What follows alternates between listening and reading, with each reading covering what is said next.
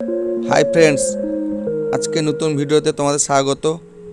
আজকে আমরা চলে এসেছি শঙ্করপুর থেকে দীঘার যে নতুন রাস্তা নির্মিত হয়েছে তা তোমাদের পুরোটাই দেখাবো ঘুরে ঘুরে।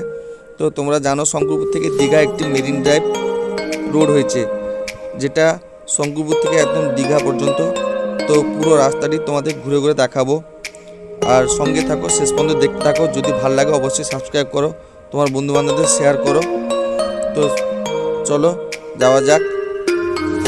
তো আজকে বিকালবেলা আমরা বেরিয়ে পড়েছি বাইক নিয়ে, 3 জন বন্ধু। তো 3 জনে আজকে তোমাদের ঘুরে ঘুরে দেখাবো। তো শঙ্করপুর থেকে দীঘা, এখন আমরা শঙ্করপুর থেকে যাত্রা শুরু করেছি, একদম দীঘা গেট পর্যন্ত যাব।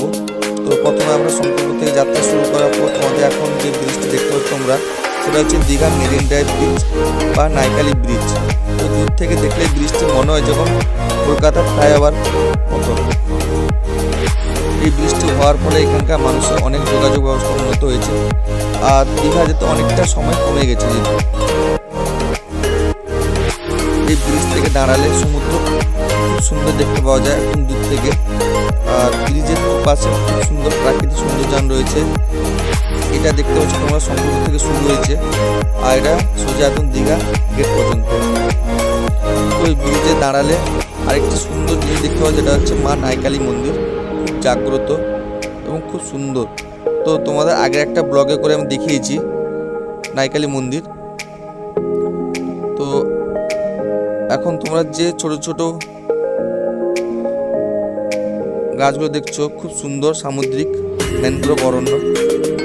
আর যে ছোট ছোট জলাশয় দেখছো, এগুলো বৃষ্টিকালে প্রচুর মাছ চাষ হয়। তো আমার সঙ্গে আর আজকে এরা এসছে, খুব এনজয় করছে এরা। তো এখন আমরা একটু ব্রিজের উপর হোল্ড করে আছি, যেহেতু বেরাবো দীঘার দিকে। তো সঙ্গে থাকো, শেষ পর্যন্ত দেখতে থাকো।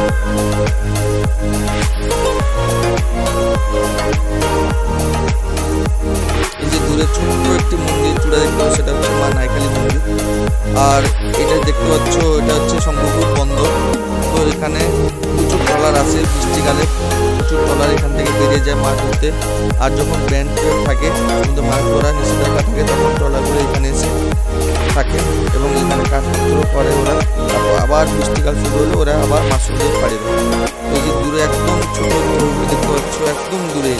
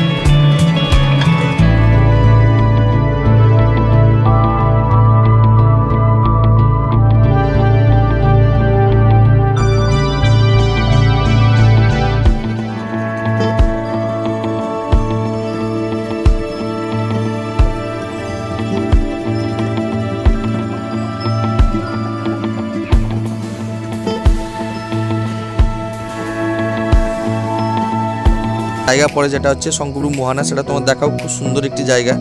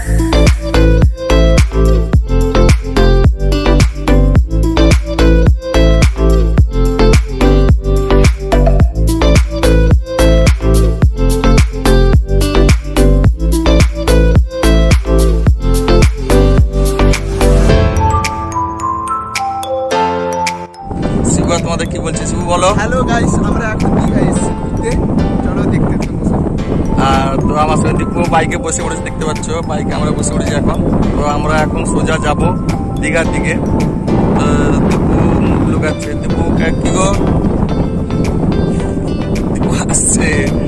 শিবু হাসছে কেন? তুমি কি মেয়ে? শিবু কি জন্য হাসছে গো?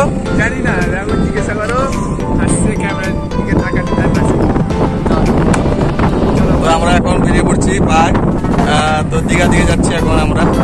মাঝখানে একটু হাসাহাসি হয়ে গেল, বোট করলাম যে মোহনার পাশে এখন দেখতে পাচ্ছ রোড হয়ে ছোট পুকুরে আসছে মোহনার দিকে। আমার বাবা।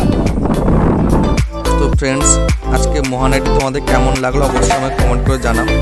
তো এখানে আমাদের এখন যাত্রা শুরু করলাম দীঘার দিকে। তো মোহনাটি তোমাদের ঘুরে দেখালাম, আশা করি তোমাদের ভালো লাগবে। তো এখন আমরা দীঘা গেটের কাছে এখন যাব। তো মেরিন ড্রাইভ রাস্তার উপর দিয়ে আমরা এখন যাচ্ছি। দেখতে পাচ্ছ পুরো সমুদ্র পাশ বরাবর একদম খুব সুন্দর একটি রাস্তা। তো মেরিন ড্রাইভ মুম্বাইতে আমরা শুনেছি যে মুম্বাইতে সমুদ্র পাশ বরাবর মেরিন ড্রাইভ রয়েছে। তো এই ওয়েস্ট বেঙ্গলের প্রথম এটা, যেটা অনেকটাই সমুদ্র পাশ বরাবর রাস্তাটি হয়েছে। তো মাঝখানে এয়াস ঝড়ে